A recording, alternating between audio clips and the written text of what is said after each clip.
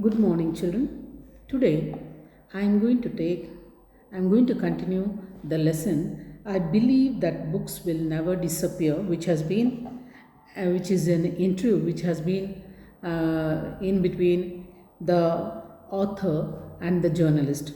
The author of this particular interview is George Louis Bourges, and the interview is conducted by Robert Alfano. So earlier I had introduced the author, means I had introduced about George Louis Bourges and Robert Alfano.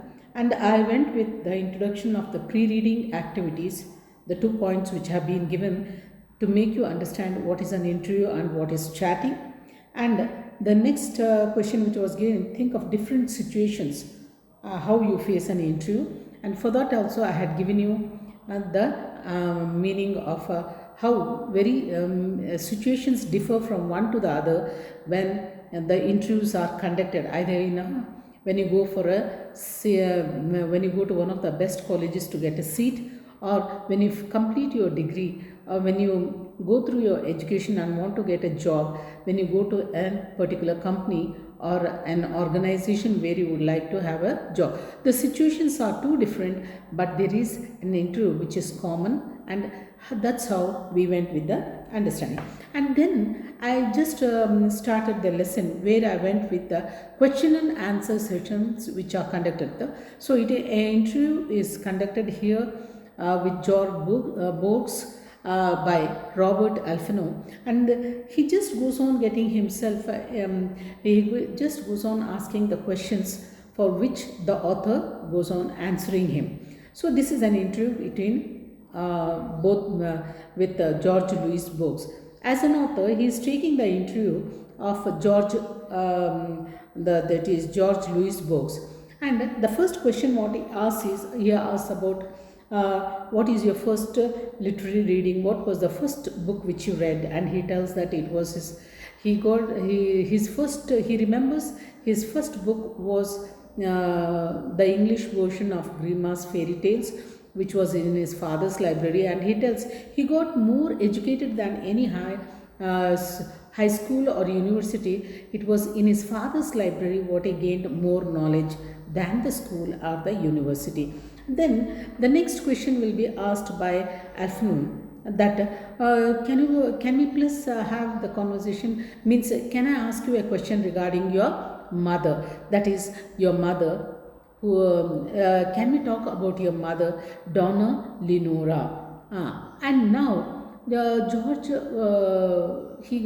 Bose goes on answering his memories of his mother to Robert. Here he tells, my mother was such an extraordinary person, and I shall speak above all of her. She was very kind towards me. My mother was extra kind towards me because, and when I come to know about my mother's kindness, I'll just tell you a secret that which I feel very guilty now. At this age, I feel very guilty that I couldn't understand my mother, because a mother who gives so much and love and affection and who was so kind to me, I took it for granted what great she is doing as a mother, because like sun and moon, even all the children just they think that their mothers love them, which is common for everyone, but here we just go on taking them for granted like sun and moon, which comes in day and night.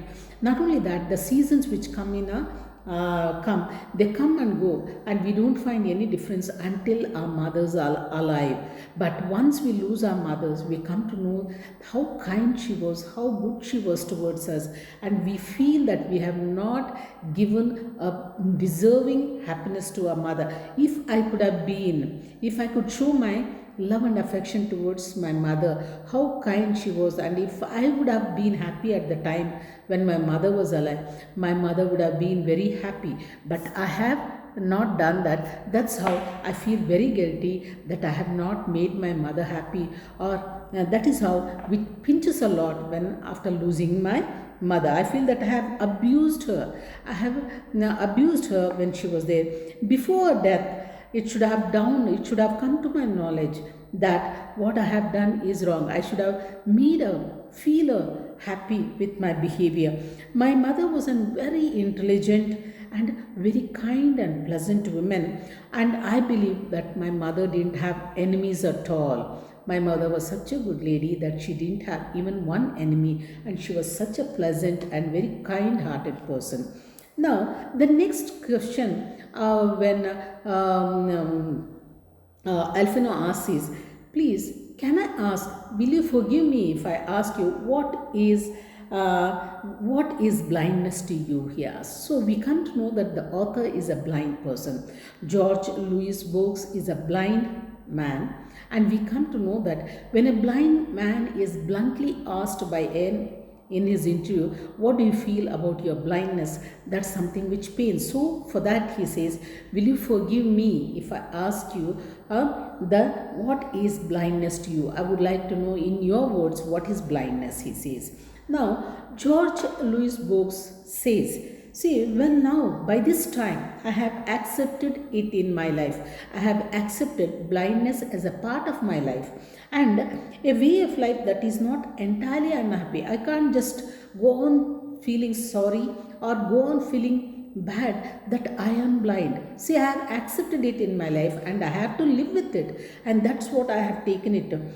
And not only that, as a writer, as an author, as an imaginary person, a writer who has got a writer, and I believe generally all persons must think whatever has happened to him or her is a resource. See, I am blind. Let me first accept that I am blind.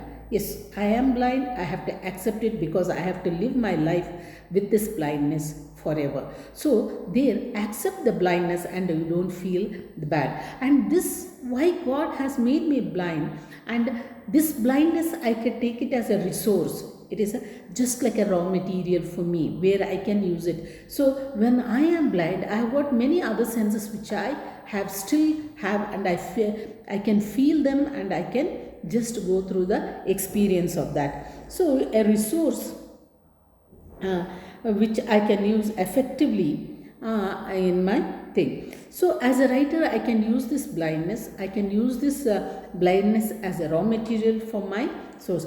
How is all things have been given for us for a purpose, and an artist must feel this more intensely. So I have been born as a blind man. I have been a blind man, and the first thing is I have to accept that blindness is going to stay with me. And not only that, God has made me blind. Maybe his purpose is something. First you accept that, and when you accept that, an artist must feel this is more means he should feel that, yes, why I am blind, let me come to know it.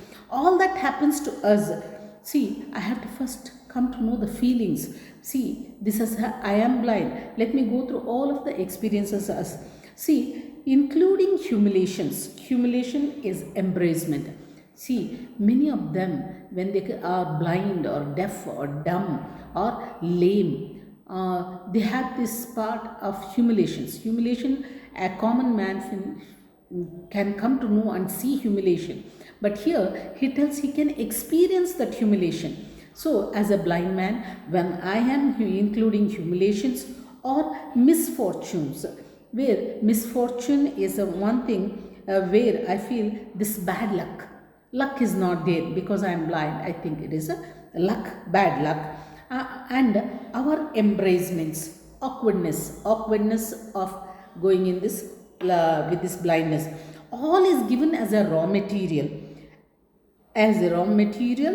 as clay. So when a child molds an alphabet or a toy by a clay, these are just like that only. What I am saying is about this particular emotions, humiliations, misfortune, embracements, all have to be taken as a raw material, and just like a raw material which is given in the hand of a child, which molds it in the clay form, whatever figure it wants to do, so that we may shape our art. So I would like, when I am an author, a writer, I can use these humiliations, misfortunes and embracements in my experience, how to just write these feelings in my literature.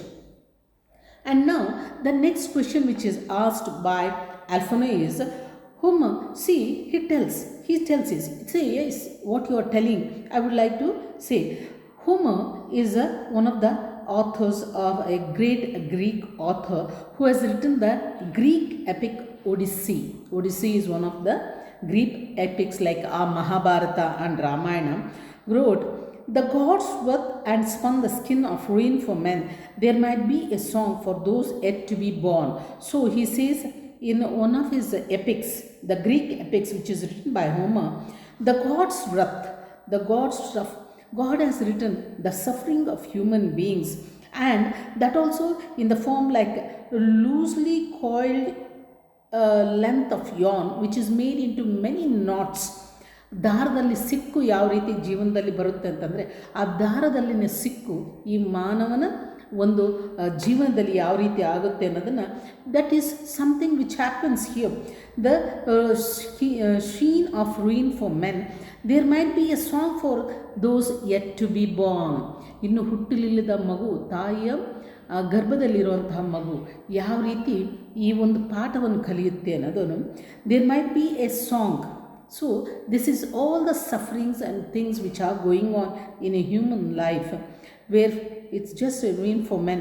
Song, it is just like a song, those yet to be born. The child has not come to this world, or it has not seen the world, but it is can experience in the womb of a mother. So this is what is told here. Then Bohr tells us, well, it is the same idea what you are telling, it is the same idea. And in one of my poems, he has not only written books, he also says that he has written some of his poems. I see that humiliations, misfortunes and disagreement, that is, were given to us that we may transmute it.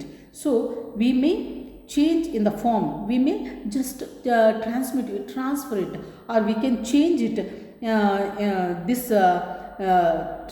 change this so that we may meet from the miserable circumstances of our life, that life eternal works our work. So we have going to use all these raw materials, sources which have been given as a blind man, where I go through humiliation, misfortune and discard all these things and use it in one of my works, in one of my poems or books, where I use all these emotions, where I describe them with a proper meaning, and when I come to it, I take this for as one of the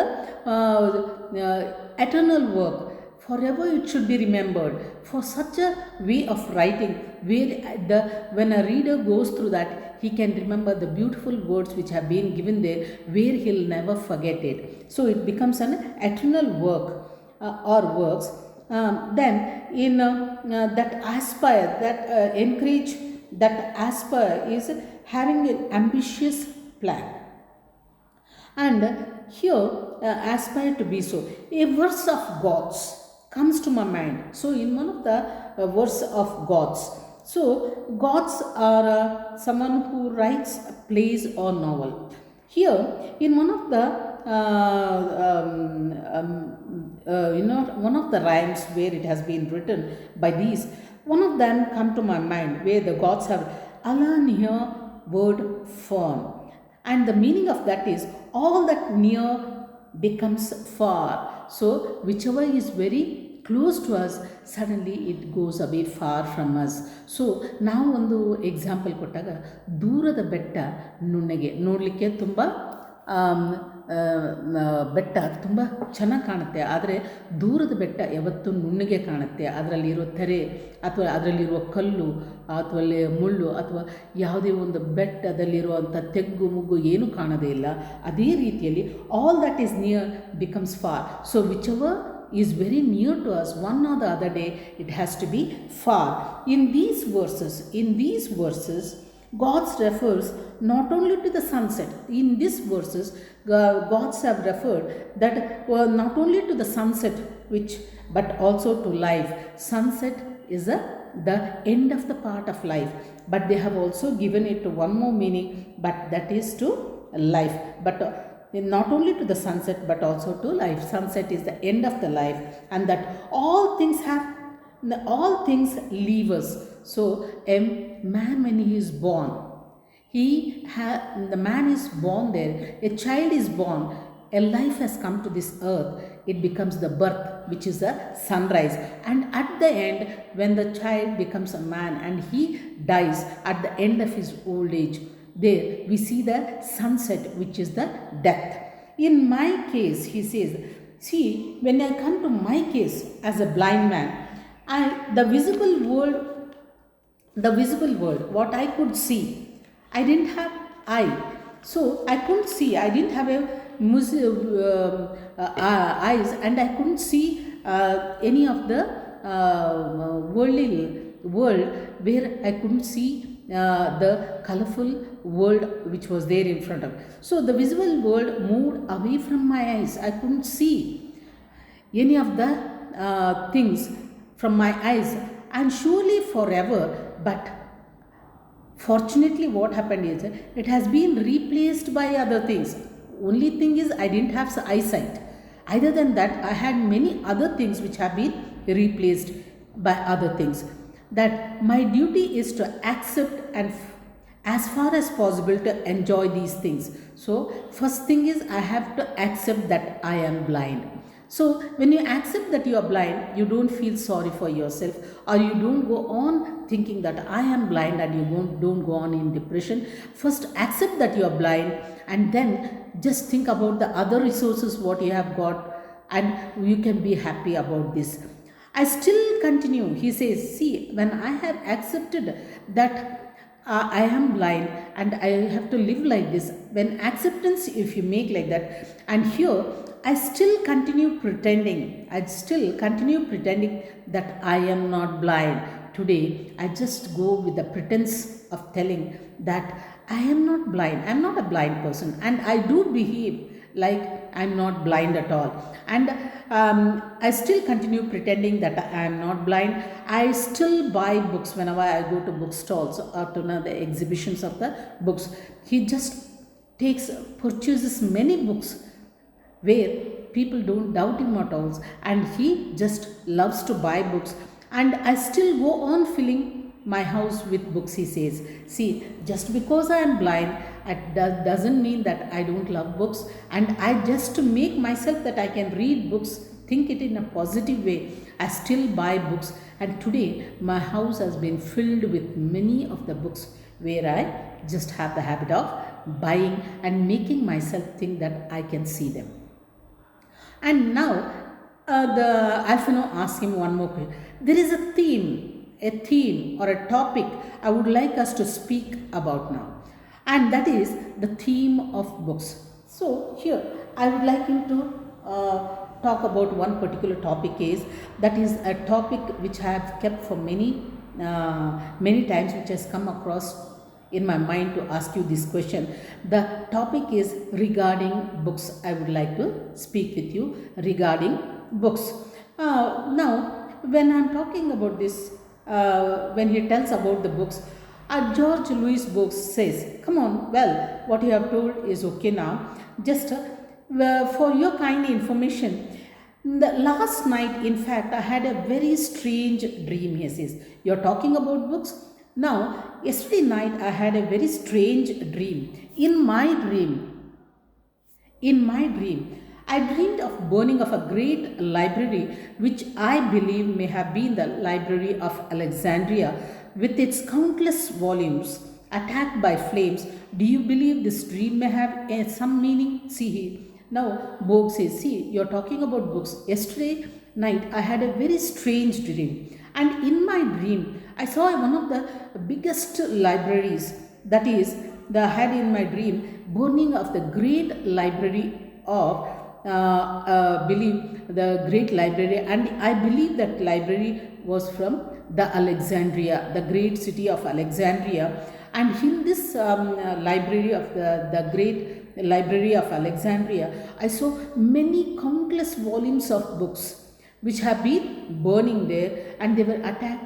They were so strong, the flames were. I believe that, do you think there is any meaning of this dream in why I dreamt like this? And Alphonse says, here, maybe it has got a meaning here. Perhaps, Bogues, see, it could be that you have to have something. So you owe something to your readers, a book on the history of books. Have you ever thought of writing such a book? See, maybe you have not written something on books. You have to repay your readers. You have to owe is repaying. See, this dream has come you to remind you or to tell you that you have to write to your readers regarding books, the history of books. That is why I think this dream has come to you. And now George Louis Borges says, me, you are telling that I have to write about the history of books and in such a way, and dear me, at this age, it is a very excellent idea. What you are telling is a very good idea and I love that idea. But it is, could it be wonderful to, and I will be very happy to write about the history of books. And I'll keep it in mind also. Although at the age of 83, now at present I am 83-year-old. Do you think such a project can I fulfill it at this age of 83? If I start writing the history of books now, do you think I'll be able to complete it? But can man can set such a major project to himself? Can I write at this particular, and if I take it as however, I now remember that Spengler is a German historian and a great philosopher also. And here he says, Spengler in one of his works, that is Decline of the West, he predates, he forgoes my attempt. So he has just gone on, he has spoken something, he has written something about the books. For in it, he writes some of the remarkable comments on books. Spengler, who is a great German historian and a philosopher, in one of his books, that is The Decline of the West, he has written some comments on the books, like the history of books. So here we come to know about this when Borges answers, and Alfano questions him further. In one of your essays, you quote the words of Bernard Shaw. In one of your essays, you have quoted about the great writer Bernard Shaw. Every book worth being reread has been written by spirit. You have told that every book is worth being reread, he says, has been written by the spirit. It is in such a form that with lot of emotions and soul, where you have written, an author has written this book. So you find his very soul and all the emotions filled in a book. That's how Alfano just tells George Borges about this. So thank you, children, and I am completing the second part of this interview between George Louis Borges and Alfano, and tomorrow I'll be continuing the third part. Thank you, children.